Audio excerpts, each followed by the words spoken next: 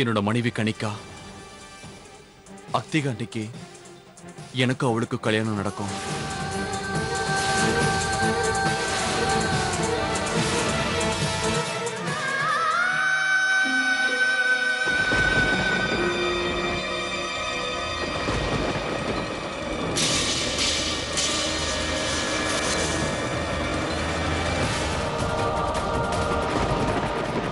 ராதிகா என்னாச்சு? ராதிகா என்னம்மா? அனி ராதிகா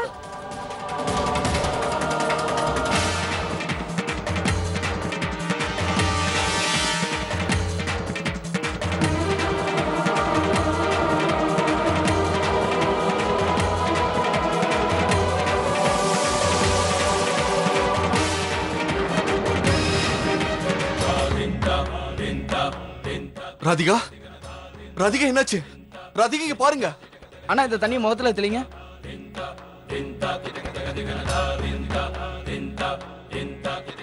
சின்ன மருமகளே,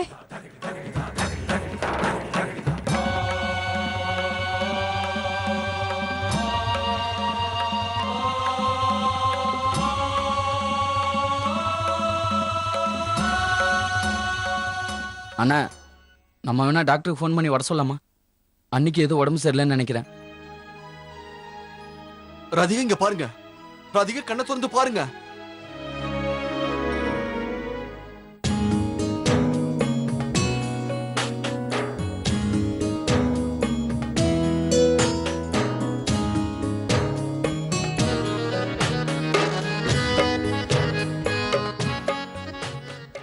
பாத்தீங்களா மாபைய என்ன கல்யாணம் பண்ணிக்கிறேன்னு சொல்லிட்டு ராதிகா மயங்கி விழுந்தவன அவளை காப்பாத்தணும்னு எப்படி போறாரு பாத்தீங்களாமா? குட்டிமா சொல்றது சரிதானம்மா.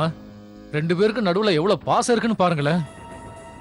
அந்த ராதிகா அப்படியே மயங்கி விழுறா. மாப்பிள்ளை தம்பி உடனே ஓடி போய் அவளை தூக்குறாரு. இது எல்லாமே நீங்க பண்ண முட்டாள்தனத்தால தான் நடக்குது. கல்யாணம் ஆகி 5 வருஷம் குடும்பம் நடத்திருக்க. அபே அந்த ராதிகா கிட்ட இப்ப கூட இவ்வளவு பாசமா இருக்காரு. அவகிட்ட இவ்வளவு அன்பு காட்டுறாருன்னா உங்ககிட்ட அதுக்கு சாமர்த்தியம் இல்லைன்னு தானே அர்த்தம் கனிகா.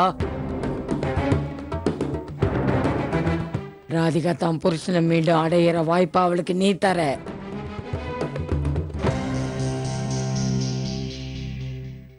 இப்போ நீ ஒன்னும் கவலைப்பட வேண்டிய அவசியம் இல்லை. நான் இருக்கிற வரைக்கும் உன்னை எதுக்கு அவன் கவலைப்பட விட மாட்டேன் கனிகா. நான் இன்னைக்கு அவரை ஆக்ராவுக்கு அழிச்சிட்டு போகிறதுக்காக திட்டம் போட்டிருக்கேன்ல. அந்த திட்டத்துல நான் ஒரு சக்கர வியூகத்தை அமைச்சிருக்கேன். அதுக்கப்புறம் அபேக்கு முழு நம்பிக்கை வந்துடும். தான் அபே தானே நினைச்சிடுவாரு அவரு. அங்க உங்களுக்கு நடக்கிற கல்யாணத்தை இவளால என்ன செஞ்சாலும் தடுக்க முடியாது. ஓ போய் அவரை சாப்பிட கூப்பிட. சரிம்மா.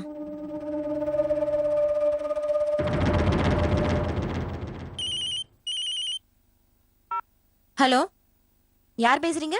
Kanika,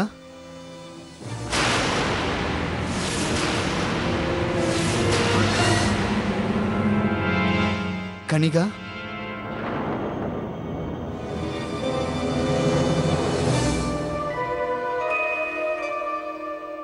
Abe,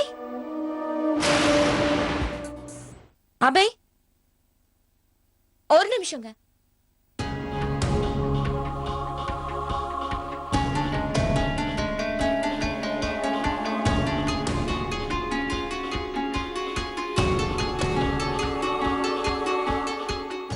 hello Kanika. Abe, நீங்க உயிரோடு தான் இருக்கீங்களா? இத்தனை வருஷமா எங்க போயிருந்தீங்க? 5 வருஷமா என் வாழ்க்கையில நான் நிறைய கஷ்டங்களை அனுபவிச்சேன். உங்க அண்ணன் என் உயிர் போற அளவுக்கு என்னை அடிச்சான். ஆனா நல்ல வேலை, நீ என் மேல வச்சிருந்த அன்பு என்னை சாவுல இருந்து மீட்டு கொண்டு வந்துருச்சு. கொஞ்ச நாளைக்கு முன்னாடி தான் எனக்கு சரியாச்சு. அதுக்கு முன்னாடி எனக்கு சுயநலமே சுத்தமா இல்லை. அதுக்கப்புறம் தான் எனக்கு தெரிஞ்சது உனக்கு வேற கல்யாணம் ஆயிடுச்சுன்றது. ஆனா நான் இன்னைக்கு வரைக்கும் யாரையும் நான் கல்யாணம் பண்ணிக்கல. நீ இல்லாம வேற ஒரு வாழ்க்கையை என்னால் நினைச்சு கூட பார்க்க முடியல. கொஞ்ச நாளைக்கு முன்னாடி நான் உன்னை டெல்லியில பார்த்தப்ப என்னால அழுகையை கட்டுப்படுத்த முடியல. அந்த நேரத்துல உன் குரலை கேட்டப்ப என் மனசெல்லாம் உன்கிட்ட பேசுறதுக்காக ரொம்ப கஷ்டப்பட்டு உன் நம்பர் கண்டுபிடிச்சு ஃபோன் பண்றேன். தேவா என் மேல கொஞ்சம் கூட அனுபவிக்கல. ஆனா அபய் இன்னைக்கு வரைக்கும் என் மேல உயிரை வச்சிருக்காரு. நல்லா யோசிச்சு பாரு கனிகா. இவர் கூட போனா மட்டும்தான் உன் வாழ்க்கை நல்லா இருக்கும். ஹலோ கனிகா, நான் பேசுறது கேக்குதா? ஆ அபய், நான் கேட்டுட்டு தான் இருக்கேன். அபய், நான் இது வரைக்கும் யாரையுமே கல்யாணம் பண்ணிக்கல. என்ன? அபய், நான் உங்களை நேரா பாக்குறப்ப எல்லா விஷயத்தையும் சொல்றேன். நீங்க போனதுக்கு அப்புறம் என் வாழ்க்கையில நிறைய பிரச்சனைங்க. நீங்க என் கூட இல்ல, ஆனாலும் உங்க ஞாபகமா நம்மளோட காதல் சின்னம் ஒண்ணு என்கிட்ட இருக்கு. என்ன நீ உண்மையாவா சொல்ற? ஆமா அபய், உங்களோட பையன், உங்க பையன் பேர் தீபு. இந்த பேரை வைக்கணும்னு தானே நம்ம 2 பேரும் ஆசைப்பட்டோம். ஆ ஆமா கனிகா. ஆனா ஆனா இப்ப அவன் எங்க இருக்கான்? நான் இப்பவே அவனை பார்க்கணும். நான் உங்க 2 பேரும் என் கூடயே கூட்டிட்டு போகணும்னு விருப்பப்படுறேன். கனிகா, நான் இப்பவே உனக்கு கல்யாணம் பண்ணிக்க ரெடியா இருக்கேன். நாம 3 பேரும் சேர்ந்து ஒரு புது உலகத்துல போய் வாழ்வோம். அபய், நீங்க இன்னைக்கு வரைக்கும் என்ன காதலிக்கிறீங்களே, என்ன ஆமா. சந்தோஷமா வச்சுக்குவீங்களே? ஆமா கனிகா, நான் உன்னை ரொம்ப சந்தோஷமாவே வச்சுப்பேன். சரி, ஓகே அபய், நான் இப்ப வந்துடுறேன். நீங்க நீங்க எங்க இருக்கீங்க?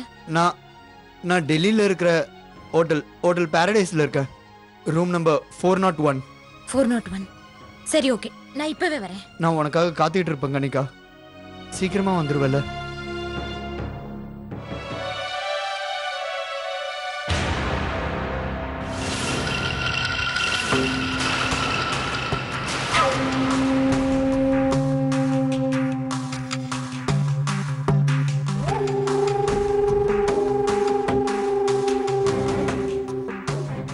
யாருக்கிட்ட ஃபோனில் பேசிகிட்டு இருக்க?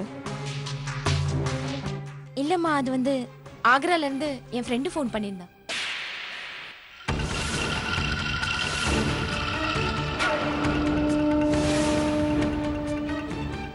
நான் உன்னோட அம்மா. அப்பப்போ தேவையில்லாமல் என்னை முட்டாளாக்கலான்னு முயற்சி பண்ணி நீ முட்டாள் ஆகாத.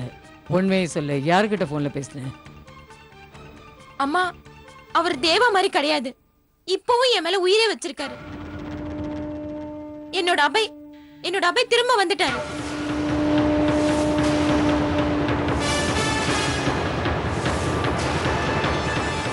அவன் யாருன்னு சொன்ன? அவன் உயிரோட இருக்கானா? அவன் உங்ககிட்ட ஃபோன்ல பேசுறானா? ஆமாமா, தீபுவோட அப்பா திரும்ப வந்துட்டாரு.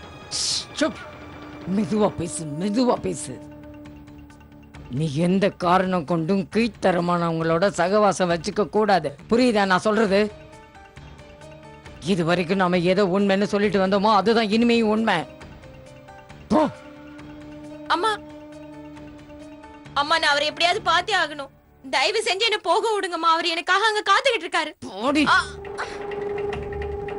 இதுக்கு மேல உன் வாயிலிருந்து ஒரு வார்த்தை வந்தது, அப்புறம் நான் என்ன பண்ணுவேன்னு உனக்கே நல்லா தெரியும். கீழ்த்தரமானவங்க யார் கூடயும் நான் உறவு வச்சுக்க மாட்டேன்னு உனக்கு தெரியாதா கனிகா? இதுக்கு மேல ஒரு வார்த்தை பேசின பொண்ணுன்னு கூட பார்க்க மாட்டேன். அம்மா, தயவு செஞ்சு நான் சொல்றது கேளுங்க. அம்மா, நான் உங்களை கையெடுத்து கும்பிடுறேன்.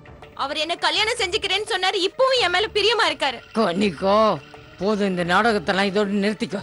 இதெல்லாம் அறிவு கட்டுத்தனமா நீ பண்ண காரியம், புரியுதா? அம்மா, எனக்கு நல்லது நடக்கணும்னா நான் அவர் கூட மட்டும் தாமா இருக்க முடியும். அதை புரிஞ்சுக்கோங்க.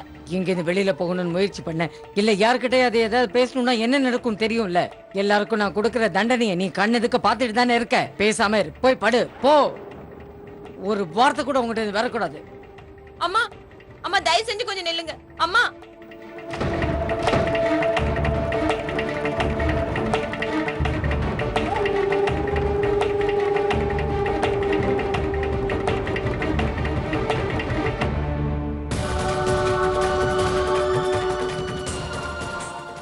விவேக், சீக்கிரமா டாக்டர் ஃபோன் பண்ண. ஒரு தடவை அவர் வந்து பார்க்கட்டும், அப்பதான் என்னன்னு தெரியும். சரி. அண்ணா வேண்டாண்ணா, எனக்கு ஒண்ணும் இல்ல. பாட்டிமா, எதுக்கு தேவையில்லாம டாக்டர் நீங்க கூப்பிடுறீங்க?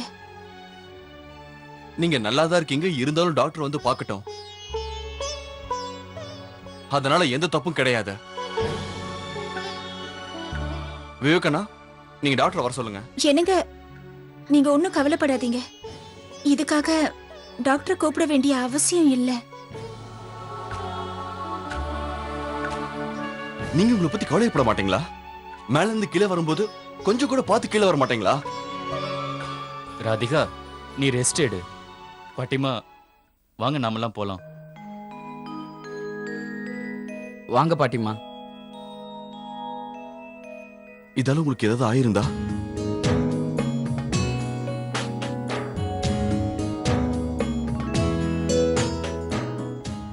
நீங்க என் கூட இருக்கும்போது எனக்கு ஏதாவது ஆகுமா என்ன? எந்த ஒரு சூழ்நிலையிலயும் நீங்க என் கூட இருக்கீங்கல்ல, எப்பேற்பட்ட கஷ்டத்துல இருந்து என்னை காப்பாத்துவீங்க. நான் மாத்தாராம்ஜி கிட்ட அந்த மாதிரி மரியாதை இல்லாம பேசியிருக்க கூடாது. தப்பு என்னோடதுதான்.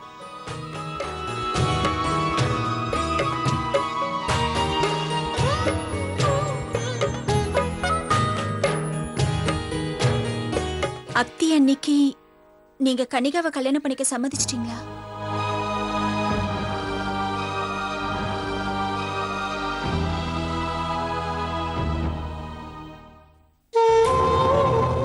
என்ன நடக்க போகுதுன்னு தெரியலையே. கல்யாண நாளும் நெருங்கிடுச்சு. என்னுடைய எந்த முயற்சியும் வெற்றி பெறவே மாட்டேங்குது.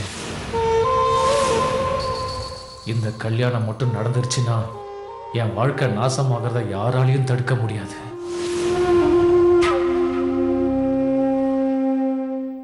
ரஜன்,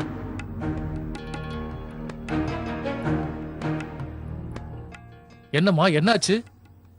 இப்ப நான் என்ன பண்ணணும்? என்ன வேலை பண்ண நீ? கனிகாவோட சுத்திட்டு இருந்த அந்த அபய் ஞாபகம் இருக்கு அவனுக்கு? என்கிட்ட பெருசா சொன்னீங்க நீ அவனை கொன்னுட்டேன்னு.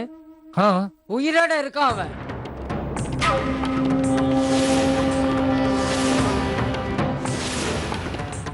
என்ன? கனிகாவுக்கு போன் பண்ணி பேசுறான் அவன். இவ அவனை தான் கல்யாணம் பண்ணிப்பேன்றான். எல்லா காரியமும் கெட்டு குட்டிச்சோறதுக்கு முன்னால போய் என்ன பண்ணணுமோ அதை ஒழுங்கா பண்ணு ரஜன். சீக்கிரமா போய் பார்த்து முடி. இந்த பக்கம் அந்த பண்டிதர் குடும்பம் ரொம்ப மும்முரமா இருக்காங்க. அந்த தேவ வேற ராதிகா பக்கத்திலே உட்காந்துருக்கான். நமக்கு நேரமே இல்லை. நாளைக்கு கல்யாணம் நடந்து ஆகணும்.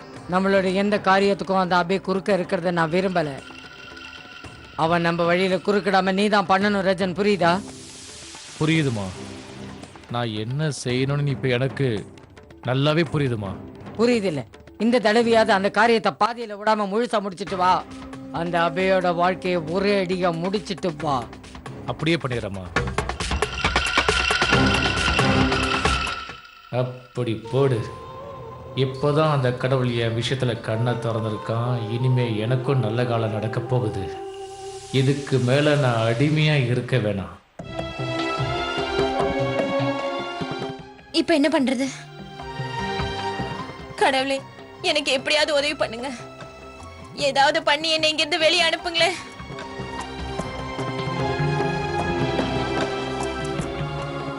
வாசுனா, வாசுனா, என்னங்க? வாசுனா ப்ளீஸ் இங்க வாங்களேன். இங்க பாருங்க, என்னோட பேரு வாசு. இந்த அண்ணன் கிண்ணன்னு கூப்பிட்டு சொந்தம் கொண்டாடுற வேலைலாம் வேண்டாம், புரியுதா? Okay, sorry. வாசு சார், தயவு செஞ்சு கொஞ்சம் வாங்களேன் ப்ளீஸ். வரேன் வரேன்.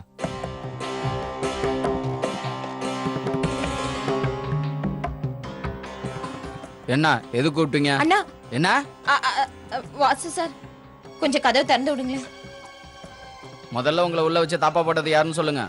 அதெல்லாம் இப்ப சொல்றதுக்கு டைம் கிடையாது. அப்ப அதே மாதிரி இப்ப கதவு திறக்க எனக்கும் டைம் இல்ல. ஐயோ sorry sorry Vasu sir, Vasu sir please தயவு செஞ்சு கொஞ்சம் கதவு திறந்து விடுங்களேன். இத பாருங்க, உங்களை கை எடுத்து கும்பிடுறேன். அப்படி இல்ல நான் போய் எனக்கு ரொம்ப முக்கியமான ஒரு வேலை இருக்கு. தயவு செஞ்சு என்ன புரிஞ்சுக்கோங்க. கொஞ்சம் கதவு திறந்து விடுங்க. சரி சரி, வந்து திறக்கிறேன் திறக்கிறேன்.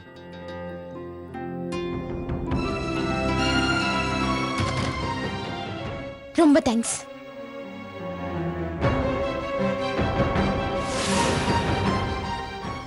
எனக்கு என்னமோ இவன் நடவடிக்கையில மாற்றம் தெரியுது. நிச்சயமா ஏதோ ஒரு பிரச்சனை தான்.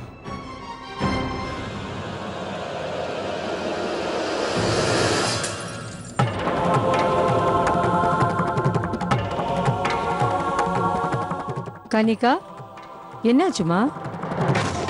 ஏன் இன்னைக்கு இவ்வளோ டென்ஷனா இருக்க நீ? சாரி.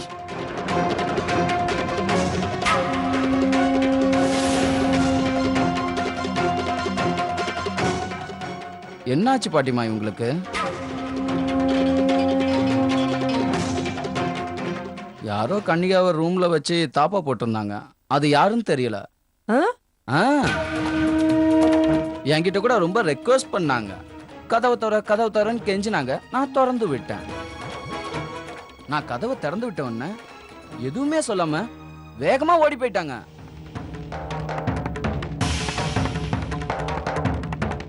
என்னமோ அபேன்னு சொன்னாங்க. எனக்கு ஒண்ணுமே புரியல. அபே நம்ம மாப்பிள்ளை தம்பியோட பேரு தெரியாதா உங்களுக்கு? மறந்துட்டீங்களா?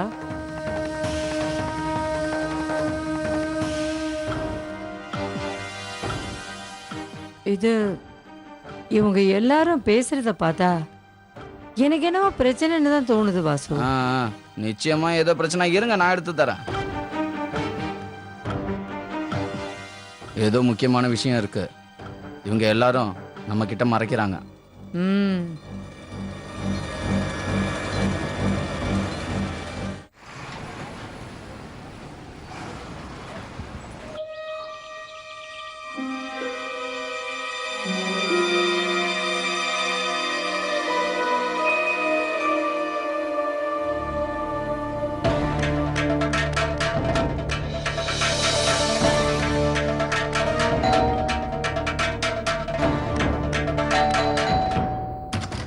அபய்,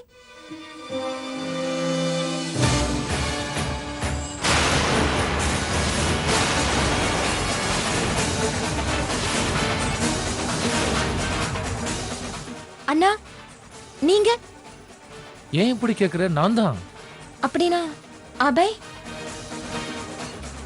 அண்ணா, அப்படின்னா நீங்க அபய?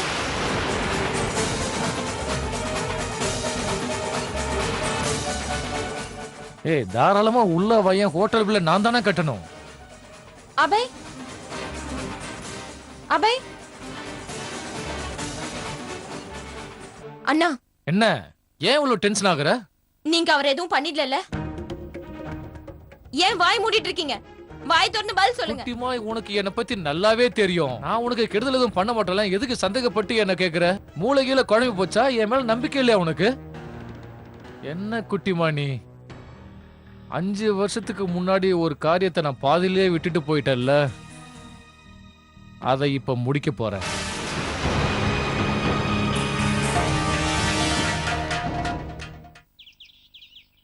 அண்ணா, நான் உங்ககிட்ட ஒரு முக்கியமான விஷயம் சொல்லணும்.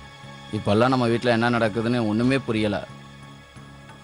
விடுவாசு, இந்த கார்த்தியாயினி தேவிக்கும் நம்ம குடும்பத்துக்கும் எந்த சம்பந்தமும் இல்ல. அவங்கள பத்தி நாம கவலைப்பட வேண்டிய அவசியமும் இல்ல. தேவையில்லாம அவங்கள பத்தி நீ ஏன் இவ்வளவு கவலைப்படுற? ஒண்ணுமே புரியல. இவங்க வேற ராவுக்கு எது மாதிரி நம்ம வீட்ல வந்து உட்கார்ந்து உயிரை வாங்கிக்கிட்டு இருக்காங்க. எவ்வளவு சீக்கிரம் அவங்கள இங்க இருந்து அனுப்புறோமோ அப்பதான் நமக்கு நிம்மதி கிடைக்கும். நீங்க சொல்றதெல்லாம் சரிதாம்மா. அந்த கடவுள் தான் கணிக்கா திரும்பி வராம பண்ணணும். கரெக்டா சொன்னீங்கண்ணா. அவ இந்த வீட்டை விட்டு போனால அவளை தேடிக்கிட்டு எல்லாருமே இந்த வீட்டை விட்டு வெளில போயிடணும். ராதிகாவுக்கு இப்போ பரவாயில்ல, அதனால தான் நான் வெளியில வந்தேன். அதோட தேவா அவ பக்கத்துலேயே உட்காந்து பார்த்துட்டு இருக்கான். ராதிகாவுக்கு உடம்பு சரியில்லை, ஆனா தேவா மனசால வேதனை அனுபவிக்கிறான். அவளுக்காக அவன் படுற வேதனையை பார்க்கும்போதே தெரியுது தேவாவுக்கு ராதிகா எவ்வளவு பிடிச்சிருக்கா. அவன் இப்ப பழைய வாழ்க்கையை பத்தி வேணா மறந்தது உண்மையா இருக்கலாம், ஆனா அவனோட அன்பான மனசு இன்னும் அப்படியே தான் இருக்கு. அவன் இப்போ கார்த்தியாயினி தேவி, கனிகா எல்லாரையும் சுத்தமா மறந்துட்டா. கடவுள் தான் இப்படி எல்லாம் பண்ணிருக்காருமா. அவர்தான் அவங்கள ஒரேடியா மறக்க வைக்கணும். இன்னொரு விஷயம் நீ கவனிக்கணும் வைஷாலி. நிரந்தரமா அவன் கார்த்தியாயினி தேவி அவங்க குடும்பத்தை விட்டு வெளியே வந்துட்டான்னா ராதிகா மேல உண்மையான அன்போட இருப்பா. ஆனா நாம எல்லாரும் ஒரு விஷயத்துல கவனமா நடந்துக்கணும். தேவா முன்னால கார்த்தியாயினி தேவியோ அவங்க குடும்பத்தையோ நாம எதுவும் பேசவே கூடாது. புரிஞ்சுதா? நல்லா தான் புரிஞ்சது. ஏன் புரியாம? அட ரஜன் தம்பி, கொஞ்சம் இருங்க. என்ன ரஜன்? என்ன? இல்ல ஒண்ணு இல்ல. கனிகா எங்க போயிருந்தாங்க? எதுக்காக கேக்குற நீ? இல்ல, போகும்போது அவங்க ரொம்ப டென்ஷனா போனாங்க, அப்படித்தானே? நாங்க 2 பேரும் அனுமான்ஜியோட கோயிலுக்கு போயிட்டு வந்தோம். அங்க மாலை சத்திரத்தை வேண்டிக்கிட்டோம், அதனால அங்க போயிட்டு வந்தோம். நீங்க ராதிகாவும் அந்த கோயில வேண்டிக்கங்க, உடம்பு உடனே சரியா போயிடும். அவ்வளவு சக்தி அது. கேள்வி எல்லாம் கேட்டு முடிச்சாச்சா நாங்க போலாமா? முழு பூசணிக்காய் சோத்துல மறைக்கிற மாதிரி எவ்வளவு பெரிய பொய்யா சொல்லிட்டு போறான். வாசு, இப்பதானே பாட்டிமா சொன்னாங்க, அப்புறம் என்ன? புரியுது புரியுது. அம்மா குட்டிமா